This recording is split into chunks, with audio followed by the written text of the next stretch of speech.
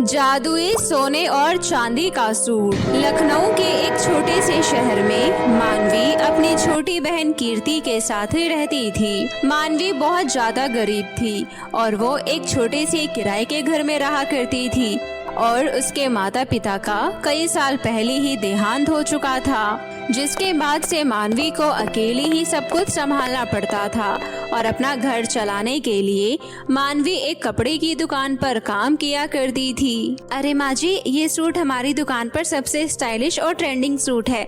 Market में इस suit की बहुत डिमांड है और ये सूट आपकी बेटी के ऊपर बहुत अच्छा लगेगा। अरे मॉम, क्या सोच रही हो, ले लीजिए ना। और वैसे भी मुझे इस तरह के स्टाइलिश सूट बहुत अच्छे लगते हैं। अच्छा बाबा, ठीक है, ले लो। वैसे कितने का है ये सूट? माँ जी, वैसे तो ये सूट 10,000 का है, लेकिन मैं फिर भी आपके लिए 9,000 लगा देती हूँ। ठीक है, ये लो पैसे और इसे पैक कर दो। इतना कहकर वो कस्टमर वहाँ से चले जाते हैं। तभी वहाँ पर दुकान का मालिक आ जाता है और वो मानवी से कहता है, अरे वाह मानवी, तुम तो बहुत अच्छे तरीके से सीख गई हो दुकान चलाना। अरे 5,000 का सूट तो तुमने 9,000 में बेच दिया, क्या बात है। अरे अंकल जी, ये सब कुछ तो मैंने आप ही से सीखा है। अच्छा चलो, अब बहुत रात हो गई है, तुम भी अपने घर चली जाओ। और हाँ, ये लो 1,000 रुपए, अपनी छोटी बहन के लिए एक सुंदर सी ड्रेस और आइसक्रीम खरीद लेना, वो बहुत खुश हो जाएगी। आपका बहुत बहुत शुक्रिया अंकल जी। अरे इसमें शुक्रिया कहने की कोई जरूरत नहीं है, ये तो तुम्हारी मेहनत है जिसका फल तुम्हें मिल रहा है। इतना कहकर मानवी बाजार से अपनी बहन के लिए एक सुंदर सी ड्रेस और उसके मनपसंद आइसक्रीम लेकर घर जाती है, जिसे देखकर कीर्ति मानवी से कहती है, अरे दीदी, क्या बात है, आज तो आप बहुत खुश नजर आ रही हैं। और ये क्या, आप मेरे लिए मेरे मनपसंद आइसक्रीम और इतनी सुंदर ड्रेस लेकर आई हैं? हाँ मेरी प्यारी बहन, और ये लो, जल्दी से आइसक्रीम खा लो वरना सारी पिघल जाएगी। दीदी, आप मेरे लिए दिन रात कितनी मेहनत करती हो ना, लेकिन मैं तो आपके लिए कुछ भी नहीं कर पाती हूँ। अरे मेरी प्यारी बहन, तुम्हें ये सब सोचने की कोई जरूरत नहीं है। तुम तो बस अपनी पढ़ाई पर ध्यान दो और मन लगाकर पढ़ाई करो। मुझे इससे ज्यादा और कुछ नहीं चाहिए। आप देखना दीदी, जब मैं बड़ी हो जाऊंगी ना, तो मैं आपके लिए एक ऐसी ही कपड़े की दुकान खोल कर दूंगी। फिर आप अपनी खुद की दुकान में बैठकर आराम से कपड़े बेचना। अरे हाँ मेरी बहन, क्यों नहीं, लेकिन उससे पहले तुम चलकर खाना खा लो और सो जाओ, कल सुबह तुम्हें स्कूल भी तो जाना है। और इसी तरह दोनों बहनों की जिंदगी बड़ी ही सुकून से गुजर रही होती है। तभी अगले दिन कीर्ति को स्कूल भेजने के बाद जब मानवी अपनी दुकान के लिए निकल रही होती है, तभी सामने से उसका मकान मालिक ब्रिजेश आता है और कहता है, अरे मानवी, इतनी सुबह सुबह क्या अपनी दुकान पर जा रही हो? हाँ अंकल जी, लेकिन आप सुबह सुबह यहाँ, किराया तो मुझे 2 दिन बाद देना है ना। अरे हाँ, वो तो मुझे पता है, मैं तो बस यहाँ ऐसे ही चला आया था। अरे तो आइए ना अंकल जी, मैं आपके लिए चाय बनाकर लाती हूँ। अरे नहीं नहीं बेटा, इसकी कोई जरूरत नहीं है, तुम तो बस मेरा एक काम कर देना। वो 2 दिन बाद मेरी बेटी का जन्मदिन है, तो मैं चाहता हूँ कि तुम अपनी दुकान का सबसे सुंदर सूट लाकर मुझे दे देना, ताकि मैं अपनी बेटी को गिफ्ट कर सकूँ। और रही बात पैसों की, तो जब मैं किराया लेने आऊँगा तब हिसाब कर लेंगे। कोई बात नहीं अंकल जी, मैं आपकी बेटी के लिए अपनी दुकान की सबसे स्टाइलिश और डिजाइनर सूट लेकर आऊंगी। देखना, आपकी बेटी को वो सूट बहुत पसंद आएगा।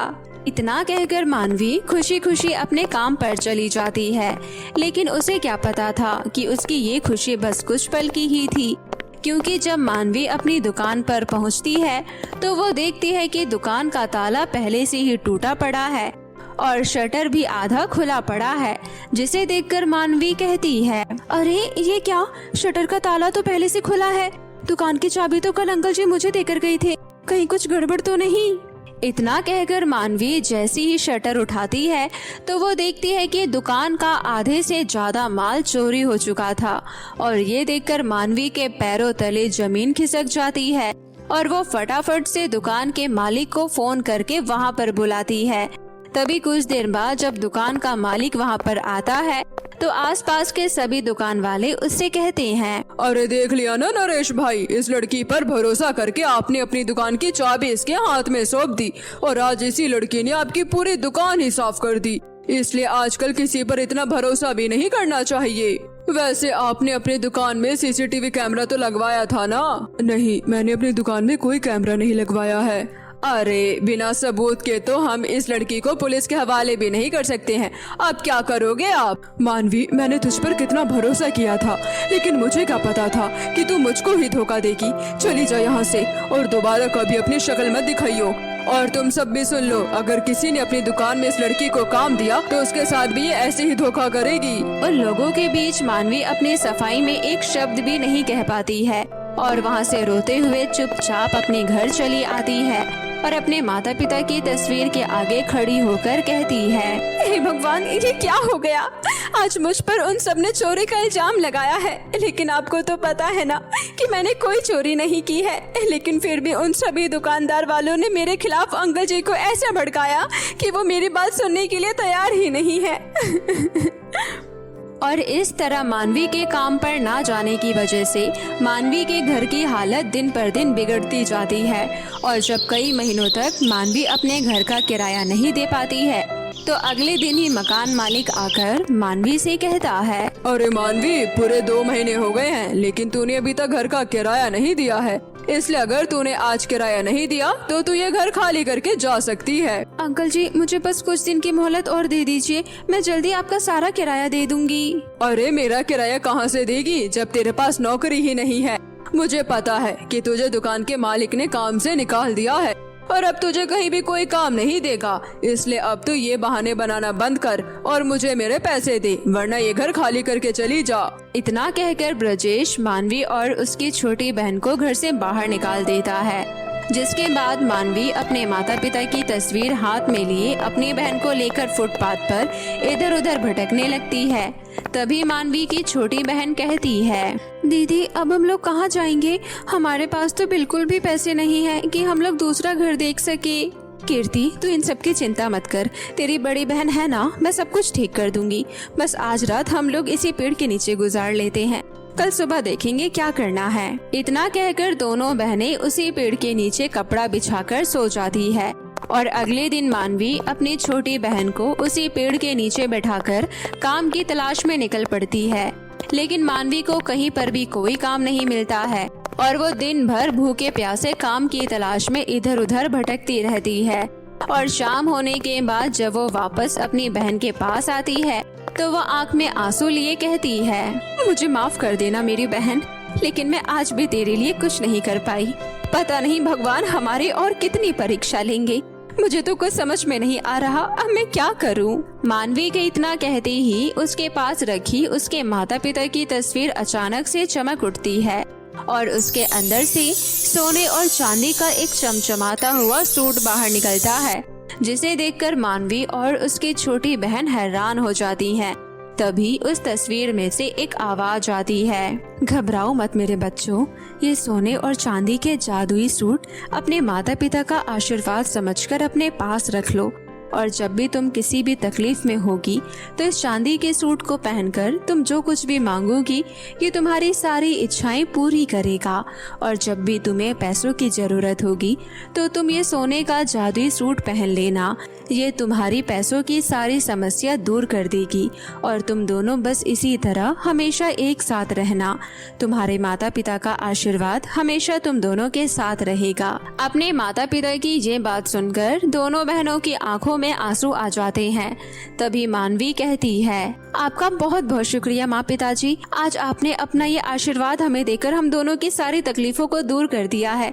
अब हम खुशी खुशी अपना जीवन गुजार पाएंगे। इतना कहकर मानवी सबसे पहले चांदी का सूट पहनते ही अपने लिए एक घर मांगती है और उसके ऐसा करते ही उसके सामने एक सुंदर सा घर प्रकट हो जाता है, जिसे देखकर दोनों बहनें बहुत ज्यादा खुश हो जाती हैं।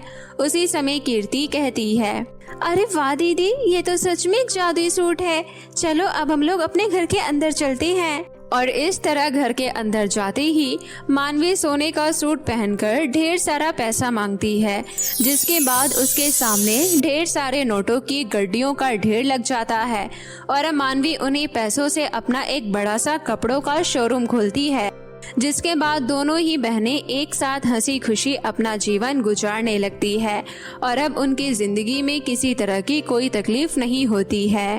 गर्मी में गरीब का जादुई घास घर। एक गांव में महेश अपनी पत्नी नीलिमा और अपनी बेटी काजल के साथ एक छोटे से घर में रहा करता था। महेश उस गांव में सबसे गरीब था, इसलिए वो अपने परिवार का पेट पालने के लिए जंगल से लकड़ियां काटकर बाजार में बेचा करता था, जिससे कि वो अपने परिवार को 2 वक्त की रोटी खिला पाता था। ऐसे ही इस बार गांव में बहुत ज्यादा गर्मी पड़ रही थी, जिसकी वजह से गांव के सभी लोगों की हालत बहुत ज्यादा खराब हो गई थी। और ज्यादा गर्मी पड़ने की वजह से एक दिन महेश के घर की छत टूटकर नीचे गिर जाती है। और ये सब देखकर महेश और उसकी पत्नी नीलिमा बहुत ज्यादा परेशान हो जाते हैं, क्योंकि छत गिरने की वजह से उनके घर में बहुत तेज धूप आने लगती है। और इतनी तेज धूप में महेश के परिवार वालों का घर में बैठना भी दुश्वार हो रहा था। इसलिए एक दिन नीलिमा महेश से कहती है, सुनिए जी, आप कुछ करते क्यों नहीं? हम भला कब तक ऐसे तेज धूप में बैठे रहेंगे? मुझसे तो अब ये गर्मी और बर्दाश्त ही नहीं हो रही। हाँ पिताजी, मुझसे भी इस गर्मी में और बैठा नहीं जा रहा, मुझे चक्कर आ रहे हैं। अब तो हम लोगों के पास सिर्फ एक ही रास्ता है, हम लोगों को मिलकर फिर से ये छत बनानी होगी। पर हम कब तक ऐसे कच्चे मिट्टी की छत बनाते रहेंगे? वो हमेशा ऐसी ही हर महीने में टूटकर गिरती रहती है, तो भला हम कब तक ऐसे मिट्टी के छत बनाते रहेंगे? तो तुम ही बताओ नीलिमा, हम क्या कर सकते हैं? हमारे पास इसके अलावा और कोई जरिया भी तो नहीं है, और ना हमारे पास इतने पैसे हैं कि हम अपना नया घर बनवा सके। पिताजी, आपको पता है मेरे दोस्त अंजलि के पिताजी ने घास का घर बनाया है और वो सब उसमें आराम से रहते हैं। और उसके पिताजी ने घास के एक घर को तो किराए पर भी चढ़ा दिया है, इससे उन लोगों की अच्छी कमाई भी हो जाती है। तो क्यों ना हम भी ऐसे अपना घर घास का बनाएं? उसके अंदर तो हम लोगों को गर्मी भी नहीं लगेगी और हम लोग भी आराम से रह पाएंगे। देखिए, मुझे लगता है काजल बिल्कुल सही कह रही है, तो चलिए हम भी ऐसे ही अपना घर बनाते हैं ना। इसमें तो हमें पैसों की भी जरूरत नहीं पड़ेगी, क्योंकि घास तो जंगल में ऐसे ही मिल जाती हैं। अच्छा ठीक है, अगर तुम लोगों को यही सही लगता है तो।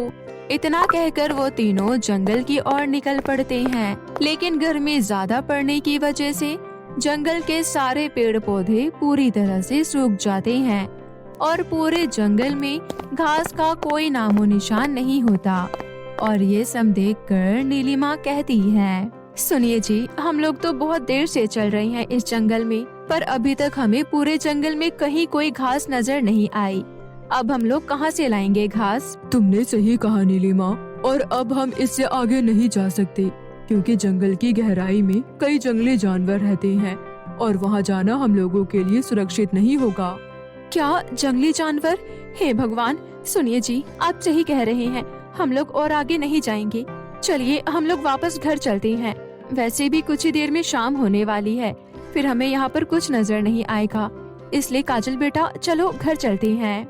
इतना कहकर महेश और नीलिमा वापस घर जाने लगते हैं, लेकिन काजल वहीं पर चुपचाप उदास खड़ी होती है। और उसे इस तरह उदास देखकर महेश बहुत परेशान हो जाता है और वो उससे कहता है, अरे काजल बेटा, चलो घर चलते हैं। पिताजी, अगर हमें घास मिल जाती तो कितना अच्छा होता ना। इतना कहकर वो तीनों वापस जाने लगते हैं। उसी समय महेश सोचता है, लगता है घास ना मिलने की वजह से काजल बहुत दुखी है और मैं अपनी बेटी को इस तरह दुखी नहीं देख सकता, इसलिए मुझे ही कुछ करना होगा। सुनो नीलिमा, तुम काजल को लेकर घर जाओ, मैं कल के लिए कुछ लकड़ियाँ काट लेता हूँ। वैसे भी आज मैं जंगल में लकड़ियाँ काटने नहीं आया था। लेकिन अब तो शाम होने वाली है, आप कल आ जाना लकड़ियाँ काटने। वैसे भी कुछ ही देर में यहाँ अंधेरा हो जाएगा, फिर आप वापस घर कैसे आओगे? नीलिमा, तुम चिंता मत करो, मेरा इस जंगल में रोज का आना जाना है, इसलिए मैं आराम से घर वापस आ जाऊंगा। तुम लोग जाओ। महेश की ये बात सुनकर नीलिमा काजल को लेकर घर वापस आ जाती है और वहाँ महेश जंगल की गहराई की ओर आगे बढ़ने लगता है, क्योंकि उसे अपनी बेटी की खुशी के लिए घास इकट्ठा करनी थी। लेकिन उसे फिर भी दूर दूर तक कहीं भी कोई घास नजर नहीं आती और महेश डरते हुए जंगल की गहराई के अंदर बढ़ता जाता है। अरे, मैं जंगल के इतने अंदर तक आ गया, लेकिन मुझे फिर भी अभी तक कहीं पर कोई घास नजर नहीं आई। आखिर इस जंगल की सारी घास चली कहाँ गई? महेश इतना बोल ही रहा होता है कि उसी समय उसके पीछे एक शेर आ जाता है और महेश अपनी जान बचाकर वापस जंगल की ओर भागने लगता है। हे भगवान, ये शेर अचानक कहाँ से आ गया? मुझे जल्दी भागना होगा।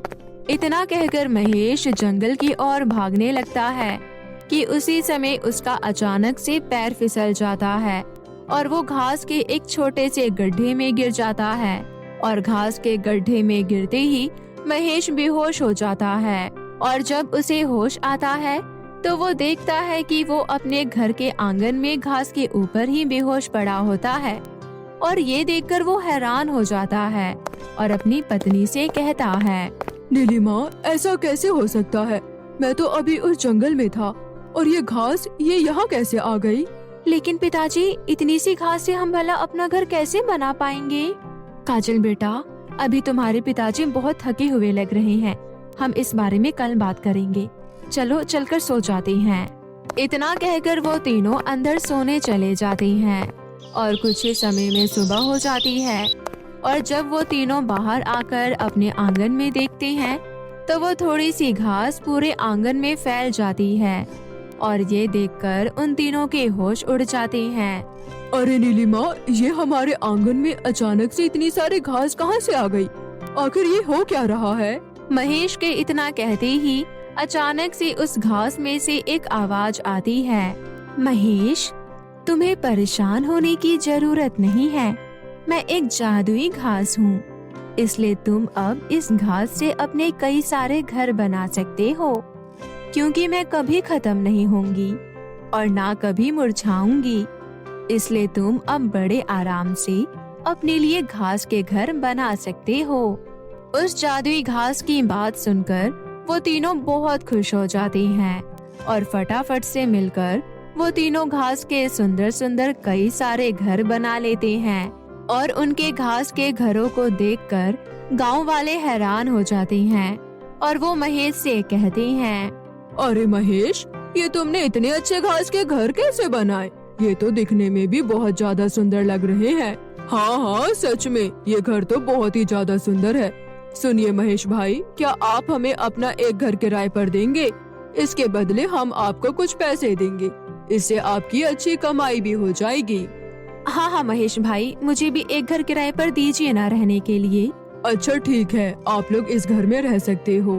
इतना कहकर महेश अपने कई जादुई घास के घर गांव वालों को किराए पर दे देता है, जिसके बाद महेश की अच्छी खासी कमाई होने लगती है। और ऐसे ही कुछ दिनों में महेश अपने घास के घरों को पूरे गांव में फैला देता है और गांव के कई लोगों को घर किराए पर देने लगता है, जिससे महेश धीरे धीरे उस गांव का सबसे अमीर आदमी बन जाता है। और इस तरह महेश अपने परिवार